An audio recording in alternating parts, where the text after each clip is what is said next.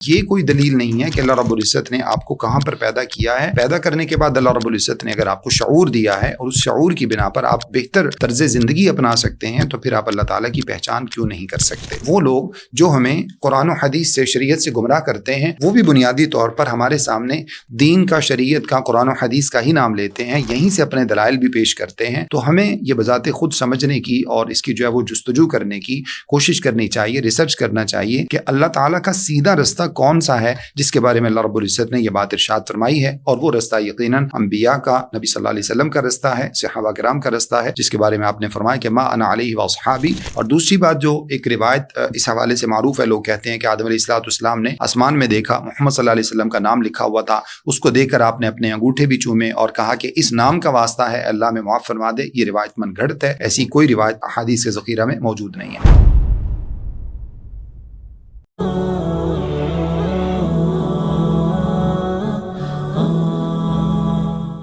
اعوذ باللہ من الشیطان الرجیم، بسم اللہ الرحمن الرحیم، الحمد للہ رب العالمین، والصلاة والسلام علی سید المرسلین وعلی آلہ وصحبہ اجمعین ومن تبعہم بإحسان الی یوم الدین۔ رمضان المبارک کی مناسبت سے خلاصہ مضامین قرآن مجید کے حوالے سے آج انشاءاللہ تعالی ہم 8ویں پارے کے مضامین کو پڑھنے اور سمجھنے کی کوشش کریں گے۔ اللہ رب العزت سے دعا ہے کہ اللہ رب العزت ہمیں رمضان المبارک کی بابرکت ساعتوں کو بہترین انداز سے گزارنے اور رمضان المبارک میں قرآن مجید کو سمجھنے، اس پر عمل کرنے اور اس کو آگے پہنچانے کی توفیق عطا فرمائے۔ 8ویں پارے کی ابتدا میں پہلی آیت میں اللہ رب العزت یہ بات ارشاد فرماتے ہیں بطور خاص کفار سے متعلق، وَلَوْ أَنَّنَا نَزَّلْنَا إِلَيْهِمُ الْمَلَائِكَةَ وَكَلَّمَهُمُ الْمَوْتَى وَحَشَرْنَا عَلَيْهِمْ كُلَّ شَيْءٍ قُبُلًا مَا كَانُوا لِيُؤْمِنُوا إِلَّا أَن يَشَاءَ اللَّهُ وَلَكِنَّ أَكْثَرَهُمْ يَجْهَلُونَ۔ اگر ہم ان کے سامنے فرشتوں کو نازل کر دیتے، ان کے ساتھ مردے بات کرتے،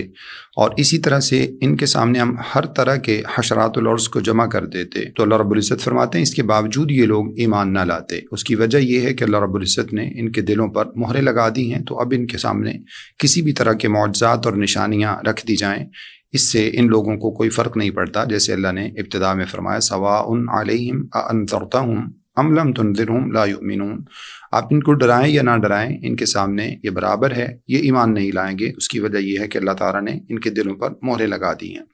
اس کے بعد اللہ رب العزت ارشاد فرماتے ہیں کہ نبی صلی اللہ علیہ وسلم نے ان لوگوں سے کہا فغیر اللہ ابتغی حکما وهو الذی انزل الیکم الکتاب مفصلا۔ آیت نمبر 114 ہے سورۃ الانعام کی۔ تم کیا سمجھتے ہو کہ اب میں اللہ تعالیٰ کے علاوہ کسی اور فیصلہ کرنے والے کو تلاش کروں جبکہ اس نے تمہارے سامنے کتاب کو تفصیل کے ساتھ بیان کیا ہے؟ تو یہ تمہاری عقل کیسی ہے؟ تم کس طرح سے تم فیصلے کرتے ہو؟ یعنی عجیب تمہارا سلسلہ ہے کہ تم نشانیوں کو نہیں سمجھتے ہو، اللہ تعالیٰ کی قدرت کے جو مظاہر ہیں، جو اللہ تعالیٰ نے دنیا کے اندر بہترین اپنی قدرت کے مظاہر فطرت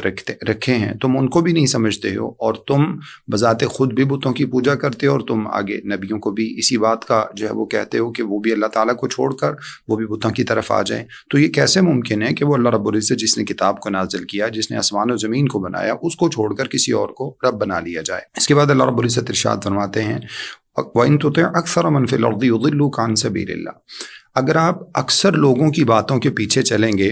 تو یہ آپ کو اللہ تعالیٰ کے رستے سے گمراہ کر دیں گے، ہٹا دیں گے۔ إِن يَتَّبِعُونَ إِلَّا الظَّنَّ وَإِنْهُمْ إِلَّا يَخْرُصُونَ۔ اکثر لوگ تو بدگمانیوں کے پیچھے چلتے ہیں، جو خیالات ہوتے ہیں صرف انہی کی پیروی کرتے ہیں۔ اس سے ہمیں یہ بات سمجھنے کو ملتی ہے، عام طور پر لوگ یہ دلیل پیش کرتے ہیں جی بہت سارے لوگ، بہت بڑا معاشرہ، اتنی بڑی سوسائٹی کا سارے لوگ غلط ہو سکتے ہیں؟ تو یہاں سے ہمیں اندازہ ہوتا ہے کہ اللہ تعالیٰ ارشاد فرماتے ہیں کہ کبھی بھی کثرت پر فیصلہ نہیں کیا جاتا، جو ہے وہ کثرت یا قلت یہ بنیاد نہیں ہے کسی بھی چیز کے معیار کی، جیسا کہ آج کل جمہوریت اور ڈیموکریسی کا جو ہے وہ راج ہے جگہ جگہ، تو اس کی وجہ سے لوگ یہ سمجھتے ہیں کہ جس طرف زیادہ لوگ ہوں گے وہی ٹھیک ہوں گے۔ تو اللہ تعالیٰ کے نزدیک ایسا کوئی معیار نہیں ہے۔ اگر ایسا ہوتا تو جنگ بدر میں بھی 313 کم تھے اور 1000 زیادہ تھے۔ اسی طرح سے مسلمانوں کی تعداد تقریباً ایسے کم ہی رہی ہے۔ تو اس وجہ سے اللہ رب العزت نے فرمایا اصل جو چیز ہے وہ تو ایمان ہے، وہ تو اللہ تعالیٰ کی طرف سے دیے گئے دلائل ہیں، کثرت یا قلت یہ معیار نہیں ہے، لہٰذا زیادہ تر جو لوگوں کی تعداد ہوتی ہے وہ گناہوں کی طرف ہی ہوتی ہے۔ اس کے بعد اللہ رب العزت نے حلال جانوروں سے متعلق یہ بات ذکر فرمائی ہے فَكُلُوا مِمَّا ذُكِرَ اسْمُ اللَّهِ عَلَيْهِ إِن كُنتُم بِآيَاتِهِ مُؤْمِنِينَ، جس پر اللہ رب العزت کا نام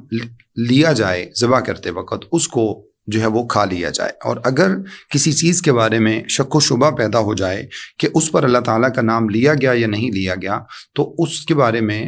جو ہے وہ ٹیچنگ سے اللہ تعالیٰ کی اور رسول اللہ صلی اللہ علیہ وسلم کی یہ ہیں کہ اس پر اللہ تعالیٰ کا نام لیا جائے اور اللہ کا نام لے کر اس کو کھا لیا جائے۔ صحیح حدیث میں سیدہ عائشہ رضی اللہ تعالیٰ نے فرماتی ہیں کہ اللہ کے رسول صلی اللہ علیہ وسلم کے سامنے کہ اللہ کے رسول، بعض مرتبہ ہمارے پاس کچھ لوگ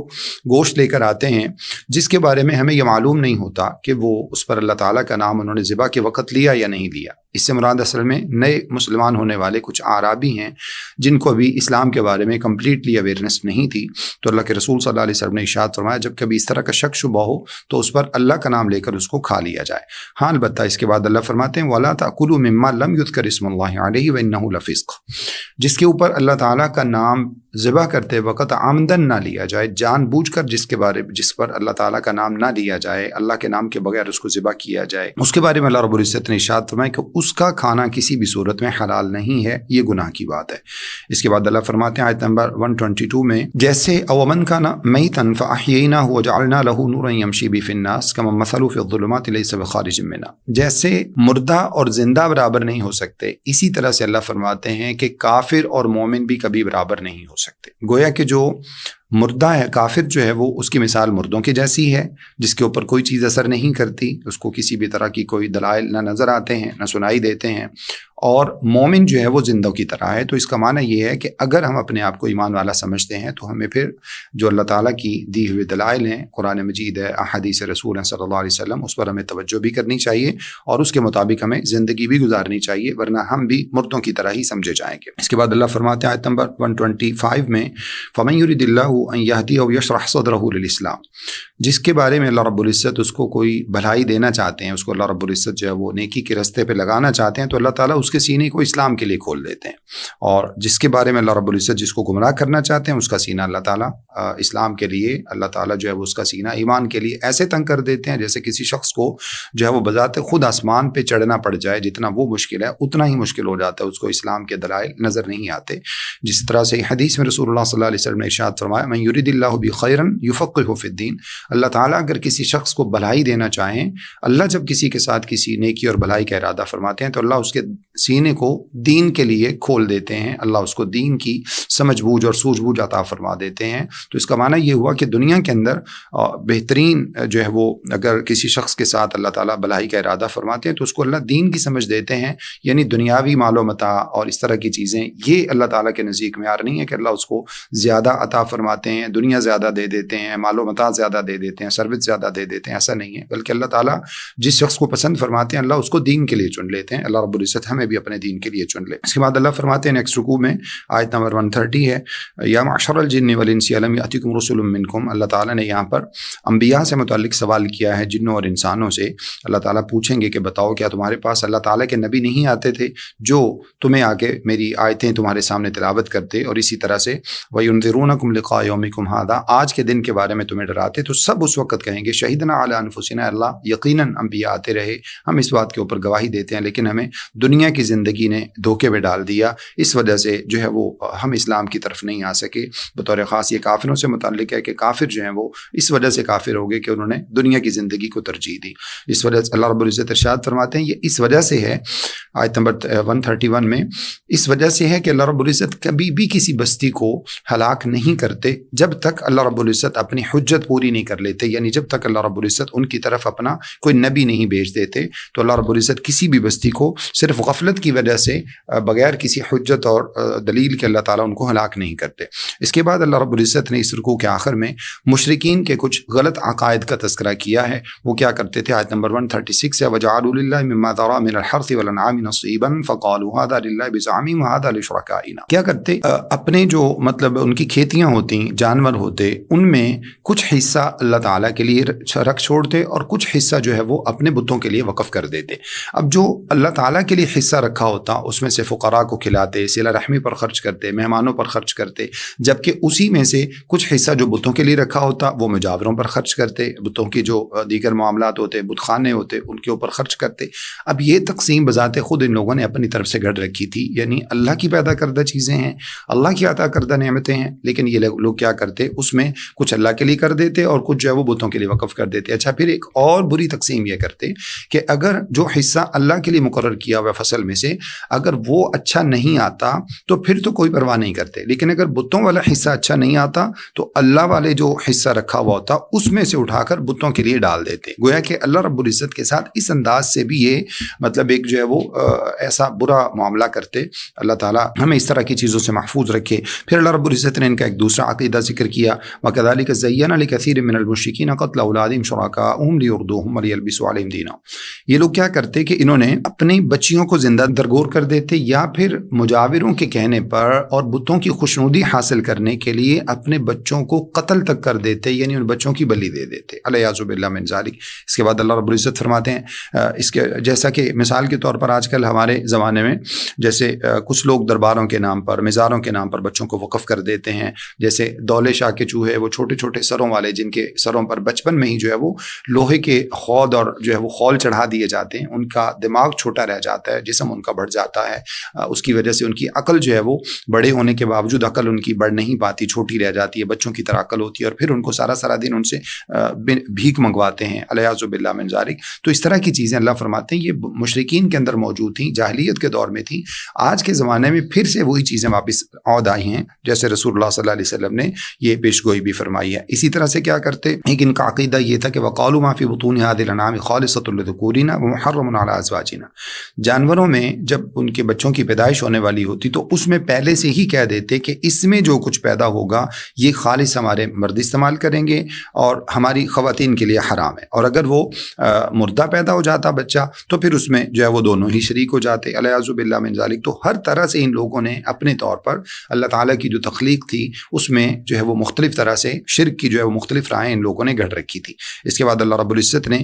کچھ جو ہے وہ اپنی نعمتوں کا تذکرہ کیا ہے، جو پھل اللہ تعالیٰ نے پیدا کیے، چھتریوں والے، بغیر چھتریوں والے، اسی طرح سے خوشوں والے، بغیر خوشوں والے، جس میں زیتون ہے، جس میں انار ہیں، متشابہ ہیں، غیر متشابہ ہیں۔ اللہ فرماتے ہیں ان کو کھاؤ بھی اور ان کا جو ہے وہ حق بھی ادا کرو، یعنی اللہ تعالیٰ نے جو اس کے اندر پھلوں کے اندر زکوٰۃ رکھی ہے اس زکوٰۃ کو بھی ادا کرو۔ پھر اللہ رب العزت نے جانوروں کا ذکر کیا ہے، کچھ بار بردار جانور ہیں، کچھ چھوٹے قد کے جانور ہیں۔ اللہ فرماتے ہیں جو اللہ نے تمہیں رزق عطا فرمایا ہے اس کو کھاؤ اور شیطان کے قدموں کی پیروی نہ کرو۔ پھر اللہ رب العزت نے 8 جوڑوں کا ذکر کیا ہے، من الضأن اثنین ومن المعز اثنین، یعنی بھیڑ کا جوڑا ہے، اسی طرح سے بکری کا جوڑا ہے۔ اللہ فرماتے ہیں کہ بتاؤ ان میں سے جو نر ہیں کیا ان کو اللہ رب العزت نے حرام کیا یا ان میں سے جو مادہ ہیں ان کو اللہ رب العزت نے حرام کیا؟ اللہ نے تو ان میں سے کسی کو حرام نہیں کیا۔ یہ سارے کے سارے عقیدے جو ہے وہ ان لوگوں نے بذات خود گھڑ رکھے تھے۔ اسی طرح اللہ رب العزت نے اس کے بعد جو ہے وہ فرمایا کہ وَمِنَ الْإِبِلِ اثْنَيْنِ وَمِنَ الْبَقَرِ اثْنَيْنِ، اسی طرح سے اونٹ کے جوڑے ہیں اور ایسے ہی جو ہے وہ گائے کے جوڑے ہیں۔ بتاؤ ان میں سے اللہ نے مادہ کو حرام کیا یا نر کو حرام کیا؟ یہ بھی بذات خود ان لوگوں نے خود سے اللہ رب العزت کے بارے میں ایسے گمان پیدا کر رکھے تھے۔ اللہ رب العزت نے ایسا کوئی حکم نہیں دیا۔ پھر اس کے بعد اللہ رب العزت نے فرمایا اے نبی صلی اللہ علیہ وسلم آپ ان کو بتائیے، آؤ میں تمہیں بتاتا ہوں کہ اللہ رب العزت نے کون سی چیزوں کو جو ہے وہ کھانے والوں کے لیے حرام قرار دیا ہے۔ اس میں جو ہے وہ دم مسفوک کا ذکر ہے، مردار کا ذکر ہے، اسی طرح سے خنزیر کا جو ہے وہ گوشت اس کا ذکر ہے۔ اللہ رب العزت فرماتے ہیں کہ ان کو بتا دو، یا پھر اللہ تعالیٰ کے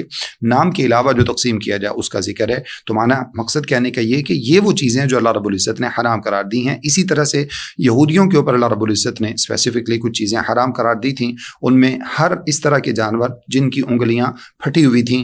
حرمنا کل ذی ظفر، اللہ فرماتے ہیں ہر ایسے جانور جو ناخنوں والے یعنی جن کی انگلیاں، جن کے پنجے پھٹے ہوئے ہوتے تھے، وہ اللہ رب العزت نے ان پر حرام کیے تھے، جیسا کہ اونٹ ہے، شتر مرغ ہے، یہ اللہ رب العزت نے ان کے اوپر حرام کیے تھے۔ اسی طرح سے بطخ وغیرہ ان کے جو ہے وہ اللہ تعالیٰ نے ان کے اوپر حرام کیے۔ پھر اس کے بعد اللہ فرماتے ہیں ہم نے ان کے اوپر چربی حرام کر رکھی تھی، سوائے اس چربی کے جو عام طور پر دمبے کی چکی میں ہوتی ہے یا اس کے علاوہ ہڈیوں کے ساتھ ہوتی ہے، ان کے علاوہ باقی چربی اللہ تعالیٰ نے ان کے اوپر حرام کر رکھی تھی۔ اس کے بعد اللہ رب العزت ارشاد فرماتے ہیں، آیت نمبر 148 ہے، اللہ فرماتے ہیں کہ یہ لوگ جب ان کے سامنے اللہ تعالیٰ کی طرف سے دلائل رکھے جاتے ہیں تو یہ آگے سے لاجک کیا پیش کرتے ہیں، سَيَقُولُ الَّذِينَ أَشْرَكُوا لَوْ شَاءَ اللَّهُ مَا أَشْرَكْنَا وَلَا آبَاؤُنَا وَلَا حَرَّمْنَا مِن شَيْءٍ،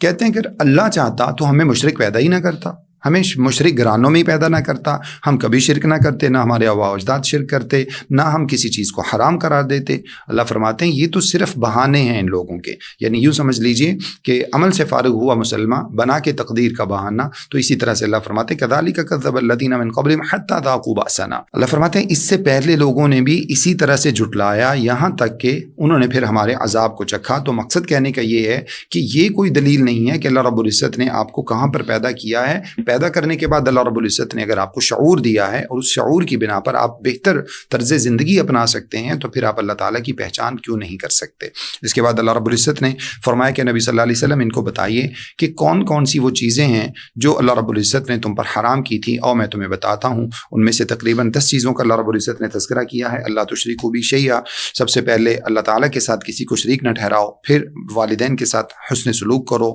پھر اللہ رب العزت نے فرمایا کہ بھوک کے ڈر سے اپنی اولاد کو قتل نہ کرو، ہم تمہیں بھی رزق دیتے ہیں، ہم ان کو بھی رزق دیتے ہیں۔ پھر فرمایا کہ کسی بھی طرح کی بے حیائی ہو، ظاہری ہو یا چھپی ہوئی، اس کے قریب نہ جاؤ۔ ولا تقتلوا النفس التي حرم اللہ الا بالحق، اور جس جان کو اللہ رب العزت نے قتل کرنا حرام قرار دیا ہے اس کو جان بوجھ کر قتل نہ کرو۔ ولا تقربوا مال الیتیم، اسی طرح سے یتیم کے مال کے قریب نہ جاؤ۔ اور اس کے بعد وأوفوا الکیل والمیزان، ہمیشہ سے ماپ تول جو ہے وہ اس کو پورا رکھا کرو۔ وإذا قلتم فاعدلوا ولو كان ذا قربى، جب بات کرو تو ہمیشہ انصاف کی کرو، بے شک وہ اپنے رشتہ داروں کے خلاف ہو یا تمہارے اپنے کسی اس کے اوپر زد پڑتی ہو۔ اور پھر وبعہد اللہ اوفوا، اللہ تعالیٰ کے وعدوں کو پورا کرو۔ یہ اللہ رب العزت فرماتے ہیں کہ اللہ تعالیٰ نے تمہیں ان باتوں کی وصیت کی ہے تاکہ تم عقل کرو، تاکہ تم جو ہے وہ نصیحت حاصل کرو، تاکہ تم اللہ تعالیٰ سے ڈرتے رہو۔ پھر اس کے بعد اللہ رب العزت نے فرمایا وَأَنَّ هَذَا صِرَاطِي مُسْتَقِيمًا فَاتَّبِعُوهُ، دیکھو یہی رستہ میرا سیدھا رستہ ہے، اسی رستے کی پیروی کرو۔ وَلَا تَتَّبِعُوا السُّبُلَ، اور 11ویں چیز اللہ نے ساتھ میں یہ بھی ذکر فرمائی کہ سیدھے رستے کے علاوہ دیگر رستوں کی پیروی نہ کرو،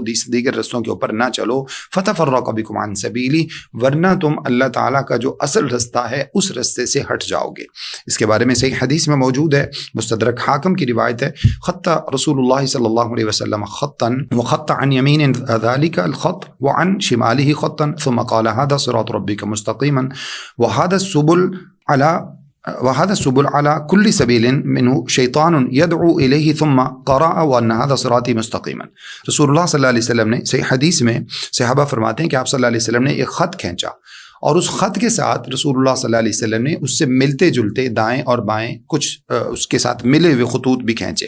اور ان خطوط کے بارے میں رسول اللہ صلی اللہ علیہ وسلم نے ارشاد فرمایا کہ یہ جو خطوط ہیں، یہ سیدھا رستہ جو ہے وہ جو سیدھا خط کھینچا، فرمایا کہ یہ اللہ تعالیٰ کا رستہ ہے، سیدھا رستہ، اور اس کے ساتھ ملے ہوئے رستے جو ہیں یہ شیطان کے رستے ہیں، ہر رستے پر شیطان بیٹھا ہوا ہے اور وہ لوگوں کو اپنی طرف جو ہے وہ دعوت دے رہا ہے۔ اور اس کے بعد رسول اللہ صلی اللہ علیہ وسلم نے یہی آیت نمبر 153 جو ہے وہ اس کی تلاوت فرمائی۔ تو اس سے جو بات ہمیں سمجھ میں آتی ہے وہ یہ ہے کہ سیدھے رستے کے ساتھ ملے ہوئے، یعنی وہ لوگ جو ہمیں قرآن و حدیث سے، شریعت سے گمراہ کرتے ہیں، وہ بھی بنیادی طور پر ہمارے سامنے دین کا، شریعت کا، قرآن و حدیث کا ہی نام لیتے ہیں، یہیں سے اپنے دلائل بھی پیش کرتے ہیں۔ تو ہمیں یہ بذات خود سمجھنے کی اور اس کی جو ہے وہ جستجو کرنے کی کوشش کرنی چاہیے، ریسرچ کرنا چاہیے کہ اللہ تعالیٰ کا سیدھا رستہ کون سا ہے جس کے بارے میں اللہ رب العزت نے یہ بات ارشاد فرمائی ہے، اور وہ رستہ یقیناً انبیاء کا، نبی صلی اللہ علیہ وسلم کا رستہ ہے، صحابہ کرام کا رستہ ہے، جس کے بارے میں آپ نے فرمایا کہ ما انا علیہ واصحابی، جس پر میں اور میرے صحابہ کرام ہیں۔ تو وہ رستہ جو ہے وہی سیدھا رستہ۔ اس کے بعد اللہ فرماتے ہیں آیت نمبر 158 میں هل ينظرون الا ان تاتيهم الملائکۃ وياتي ربك وياتي بعض آیات ربك۔ اب یہ لوگ اللہ تعالیٰ کی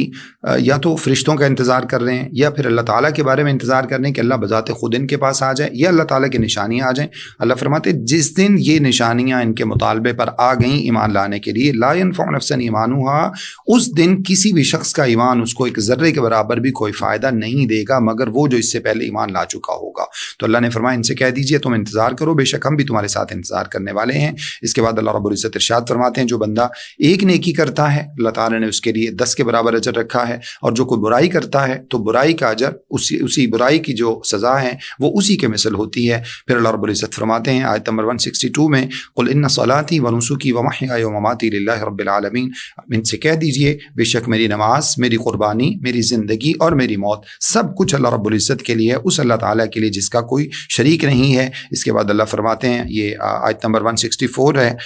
قل اغیر اللہ ابغی ربا وهو رب كل شيء، تم کیا سمجھتے ہو کہ اب ہمیں اللہ تعالیٰ کے سوا کسی اور کو بطور رب کے تلاش کروں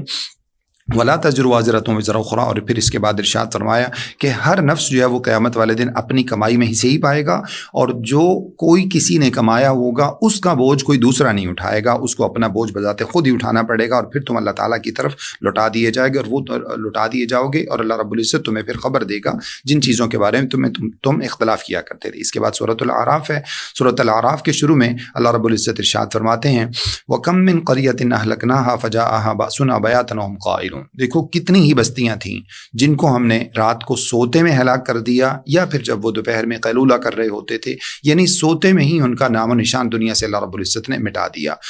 اس کے بعد اللہ فرماتے ہیں وَالْوَزْنُ يَوْمَئِذٍ الْحَقُّ، اور یاد رکھو یہ آیت نمبر 8 ہے اس سورۃ الاعراف کی۔ اللہ فرماتے ہیں قیامت والے دن وزن کا قائم ہونا، میزان کا قائم ہونا، ترازو کا قائم ہونا یہ بالکل برحق ہے۔ فَمَنْ ثَقُلَتْ مَوَازِينُهُ فَأُولَٰئِكَ هُمُ الْمُفْلِحُونَ، تو جن کے نامہ اعمال بھاری ہو گئے وہ تو کامیاب ہوں گے، اور جن کے نامہ اعمال جو ہیں وہ ہلکے ہو گئے، یعنی نیکیوں کے پلڑے ان کے ہلکے ہو گئے، وہ لوگ ہیں جنہوں نے اپنے نفسوں کو خسارے میں ڈالا، اور یہ ہماری آیتوں کے ساتھ ظلم کرنے والے تھے۔ پھر اللہ فرماتے ہیں ہم نے تمہیں زمین کے اندر ٹھہرایا، تمہارے لیے ذرائع معاش پیدا کیے، اس کے باوجود بہت تھوڑے لوگ ہیں جو تم میں سے شکر کرتے ہیں۔ اس کے بعد اللہ تعالیٰ نے نیکسٹ رکوع میں سورۃ الاعراف کا 2 نمبر رکوع ہے اور پارے کا 9 رکوع ہے، اس میں اللہ رب العزت نے آدم علیہ السلام پہلے ان کی تخلیق کا ذکر فرمایا ہے، پھر اس کے بعد جب اللہ تعالیٰ نے فرشتوں کو سجدہ کرنے کا حکم دیا، شیطان نے انکار کیا، اللہ رب العزت نے اس کا ذکر کیا، پوچھا کیوں انکار کیا، کہنے لگا سجدہ کیوں نہیں کیا، کہنے لگا انا خیر منہ، میں اس سے بہتر ہوں کیونکہ مجھے تو نے آگ سے پیدا کیا ہے اور آدم علیہ السلام کو مٹی سے،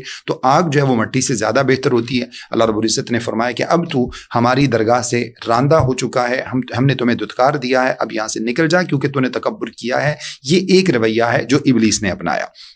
اللہ نے فرمایا اس میں اب جو ہے وہ ہمارے مقرب لوگوں میں سے نکل جا۔ شیطان جو ہے بنیادی طور پہ جن تھا، جیسا کہ سورہ کہف کے اندر وضاحت موجود ہے۔ تو شیطان کہنے لگا، جب اللہ تعالیٰ نے شیطان کو وہاں سے دھتکار دیا تو کہنے لگا اللہ مجھے مہلت دے دے قیامت کے دن تک۔ اللہ نے کہا فرمایا ٹھیک ہے جا، تو یہ مہلت ہے۔ تو وہ کہنے لگا فبما اغویتنی لاقعدن لہم صراطک المستقیم، اے اللہ اب چونکہ میں تو گمراہ ہو ہی چکا ہوں، لہٰذا اب میں کیا کروں گا، اب میں تیرے بندوں کے رستے میں، سیدھے رستے میں جو ہے وہ گھات لگا کر بیٹھوں گا ان کو گمراہ کرنے کے لیے۔ پھر کیا کروں گا، ثم لآتینہم من بین ایدیہم ومن خلفہم وعن ایمانہم وعن شمائلہم ولا تجد اکثرہم شاکرین، میں اوپر سے، نیچے سے، دائیں سے، بائیں سے، سامنے سے، پیچھے سے، ہر جگہ سے حملہ کروں گا، اور بہت کم لوگ ایسے ہوں گے جن کو تو شکر کرنے والا پائے گا۔ اللہ نے فرمایا ٹھیک ہے تو چلا جا، جو تیرے ساتھ تیری پیروی کریں گے تجھ سے اور ان سب سے ملا کر اللہ فرماتے ہیں میں جہنم کو بھر دوں گا۔ اور اس کے بعد اللہ رب العزت نے آدم علیہ السلام کو اور حوا علیہ السلام کو فرمایا کہ تم لوگ اب جنت میں رہو، اور یہاں پر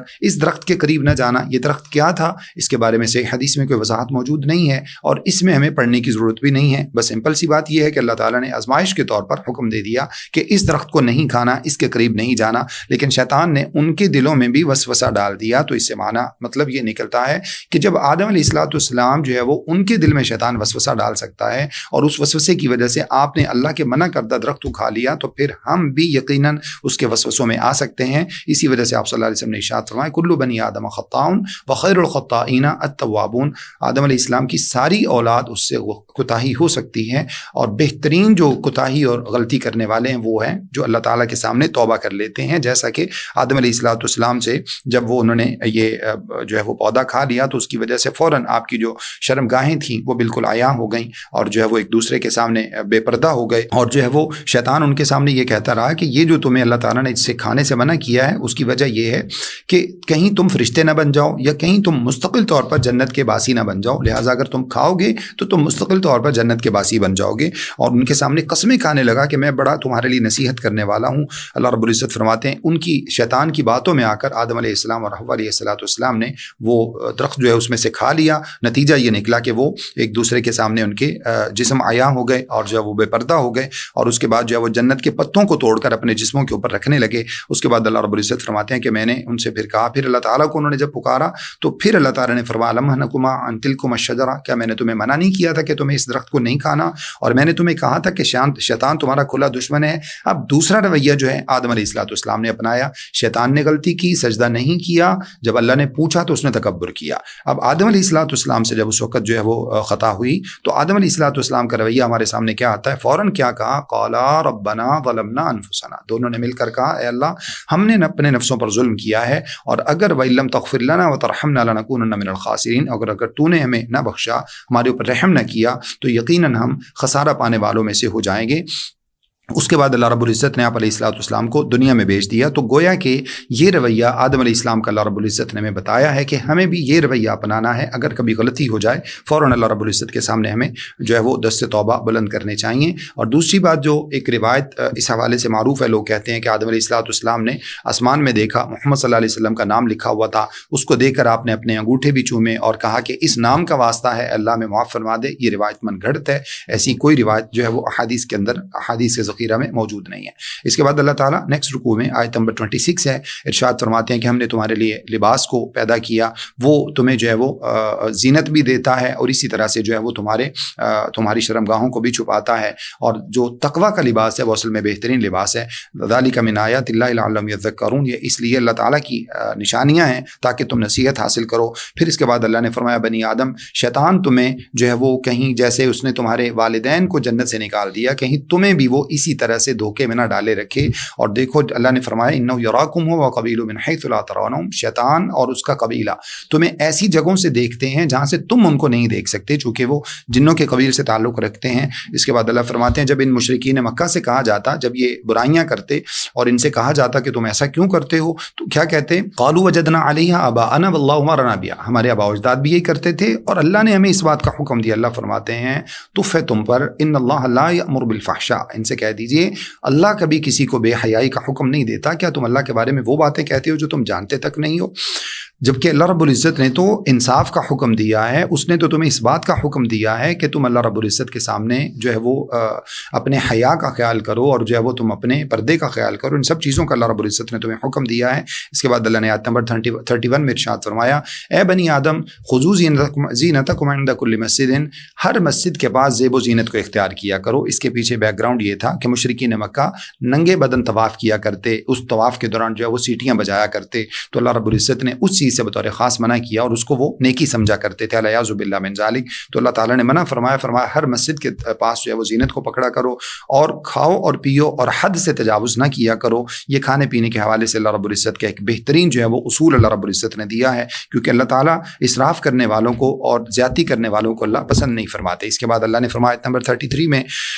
قل انما حرم ربی الفواحش ما ظهر منها وما بطن والاثم والبغي بغیر الحق وان تشركوا بالله ما لم ينزل به سلطانا، اللہ رب العزت نے ہر قسم کی بے حیائی کو حرام قرار دیا ہے، وہ ظاہر ہو یا وہ چھپی ہوئی ہو۔ اسی طرح سے ہر گناہ کو، سرکشی کو اللہ تعالیٰ نے حرام قرار دیا ہے، شرک کرنے کو اللہ رب العزت نے حرام قرار دیا ہے جس کی اللہ نے کوئی بھی دلیل نازل نہیں کی ہے، یعنی جو شرک تم کرتے ہو اس کی کوئی دلیل نہیں ہے، وہ تم نے اپنے طور پر ایجاد کر رکھا ہے، اور اللہ تعالیٰ کے اوپر ایسی باتیں کہنا اللہ نے حرام قرار دے رکھا ہے جو تم جانتے نہیں ہو، اور تم اللہ تعالیٰ کے بارے میں ایسی باتیں کہہ دیتے ہو۔ پھر اللہ نے فرمایا ہر امت کا ایک وقت مقرر ہے، جب ان کا وقت آ جاتا ہے تو اس کے بعد وہ ایک ذرے کے برابر بھی آگے اور پیچھے نہیں ہو سکتے۔ اس کے بعد اللہ نے فرمایا آیت نمبر 37 میں کہ جب ہمارے فرشتے آ کر ان لوگوں کو فوت کرتے ہیں تو اس کے بعد جو ہے وہ ان سے کہا جاتا ہے اینما کنتم تدعون من دون اللہ، اب بتاؤ جن کو تم اللہ کے سوا پکارتے تھے وہ کہاں ہیں؟ تو کہتے ہیں قالوا ضلوا عنا وشهدوا على انفسهم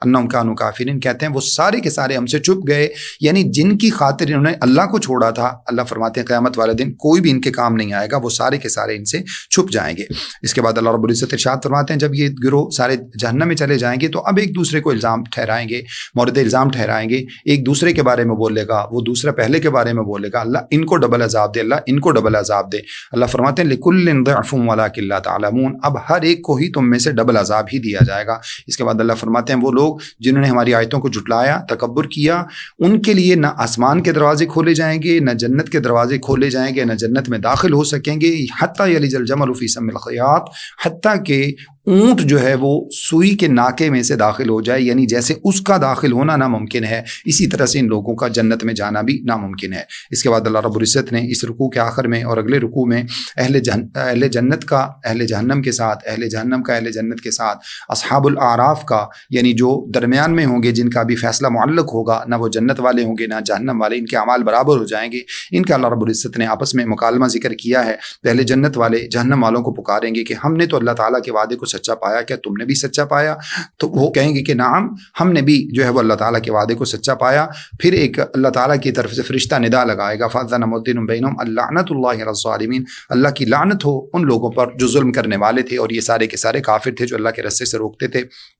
ان کے درمیان میں پھر کچھ لوگ ایسے ہوں گے جو ان کے درمیان میں، یعنی جنت اور جہنم کے درمیان ایک حجاب ہوگا، ایک دیوار ہوگی، اس دیوار کو اعراف کہا جاتا ہے۔ اس دیوار کے اوپر جو ہے وہ کچھ لوگ موجود ہوں گے جن کا بھی جنت اور جہنم کا فیصلہ نہیں ہوا ہوگا۔ وہ جنت والوں کو پکاریں گے اور ان کو سلام کہیں گے، وہ کہیں گے کہ ہم ابھی داخل تو نہیں ہوئے لیکن ہمیں طمع ہے، ہمیں امید ہے کہ اللہ رب العزت ہمیں جنت میں داخل کر دیں گے۔ جب ان کو آگ والوں کی طرف ان کی آنکھیں پھیری جائیں گی تو فوراً اللہ تعالیٰ سے دعائیں کریں گے، ربنا لا تجعلنا مع القوم الظالمین، اے اللہ ہمیں ظالم قوم کے ساتھ نہ بنانا۔ پھر آراف والے جو ہیں وہ ان لوگوں کو پکاریں گے جن کو اپنے جو وہ پہچانتے ہوں گے، ما اغنى عنكم جمعكم وما كنتم تستكبرون۔ اس کے بعد اللہ فرماتے ہیں هؤلاء الذين اقسمتم لا ينالهم الله برحمة ادخلوا الجنة لا خوف عليكم ولا انتم تحزنون، یعنی یہ وہ لوگ ہیں جن کے بارے میں تم قسمیں کھاتے تھے کہ ان کو اللہ تعالیٰ کی رحمت نہیں پہنچے گی، ادخلوا الجنة، تم بھی جنت میں داخل ہو جاؤ، تم پر کوئی خوف اور کوئی غم نہیں ہوگا۔ تو اللہ تعالیٰ آخر کار اصحاب الاعراف کو بھی جنت میں داخل کر دیں گے۔ پھر جہنم والے جنت والوں کو پکاریں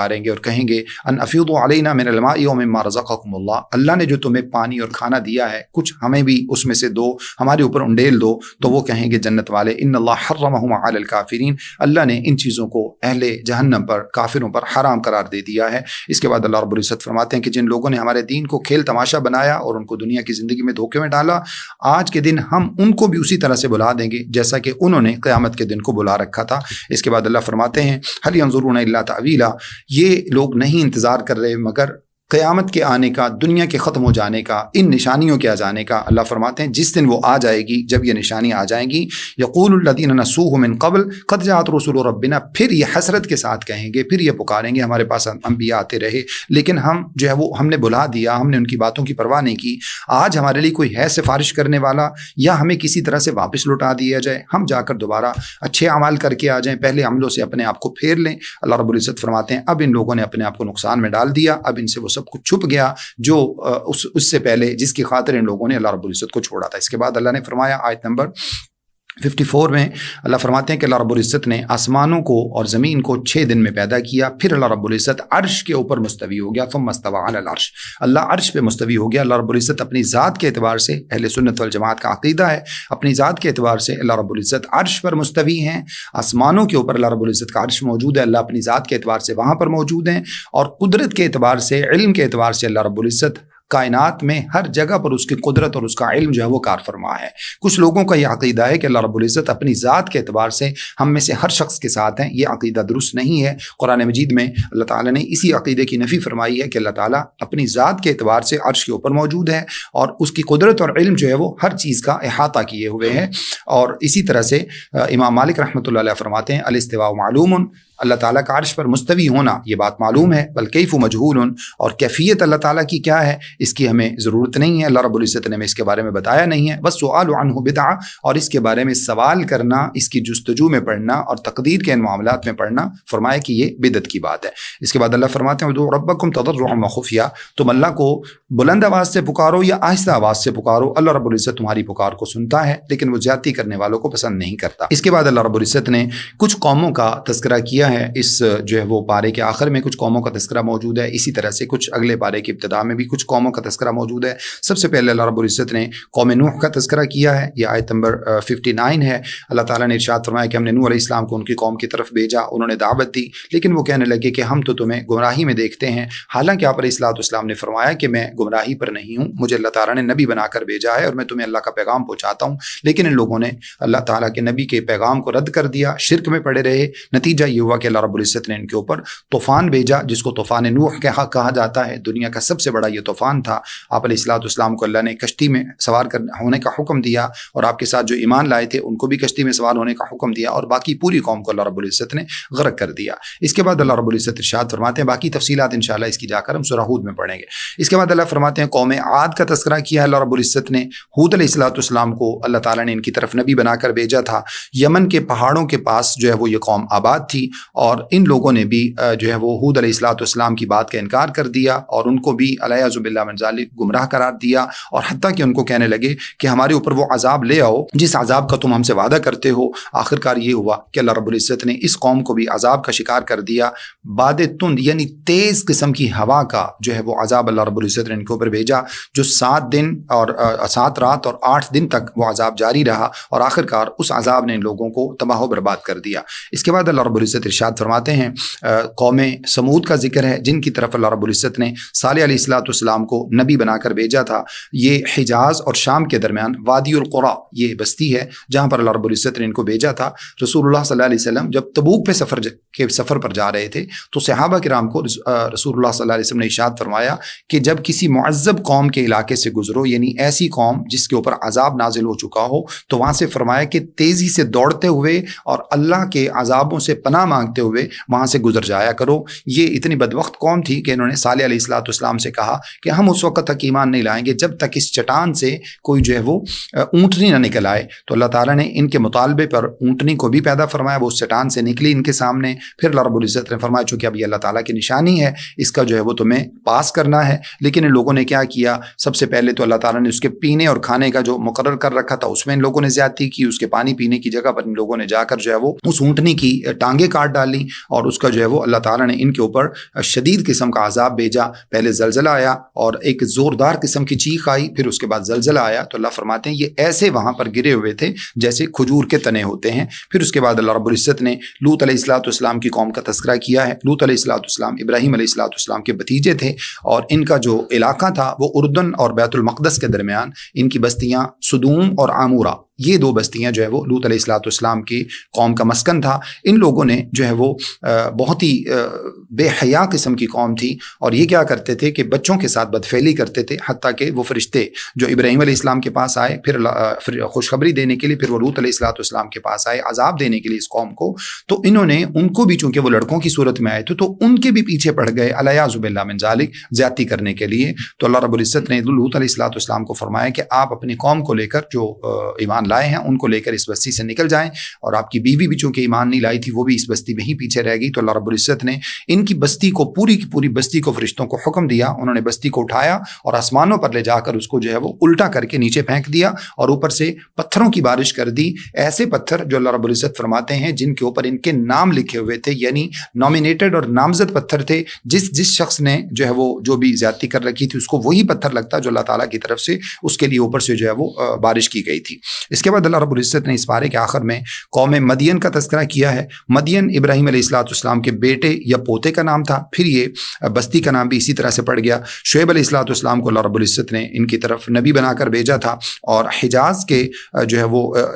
کے پاس جو ہے وہ ایک معان جگہ ہے، وہاں پر ان لوگوں کی بستی پڑتی تھی، اور شعیب علیہ السلام نے بھی اپنی بستی کے لوگوں کو دعوت دی۔ ان لوگوں کے اندر ماپ تول کی کمی تھی، اس کی مزید تفصیلات جو ہے وہ ہم انشاءاللہ اگلے پارے میں بھی پڑھیں گے۔ ماپ تول میں کمی کرنا یہ ان لوگوں کو گناہ تھا، اور ان لوگوں نے جو ہے وہ شعیب علیہ السلام نے ان کو منع کیا ماپ تول میں کمی کرنے سے، لیکن یہ لوگ باز نہیں آئے، الٹا شعیب علیہ السلام کو ہی جو ہے مختلف قسم کے طعنے دینے لگے۔ اللہ رب العزت نے ان کے اوپر جو ہے وہ زلزلہ اور اسی طرح سے ایک زوردار قسم کی چیخ اور آگ کی بارش کا عذاب جو ہے وہ اللہ رب العزت نے ان کے اوپر نازل کیا، اور اس پوری بستی کو اللہ رب العزت نے نام و نشان مٹا دیا۔ اللہ سے دعا ہے کہ جو کچھ میں نے آپ کے سامنے بیان کیا مجھے اور آپ سب کو سمجھنے، عمل کرنے اور آگے پہنچانے کی توفیق عطا فرمائیں۔ استغفر اللہ لی و لکم ولسائر المسلمین، والسلام علیکم ورحمۃ اللہ وبرکاتہ۔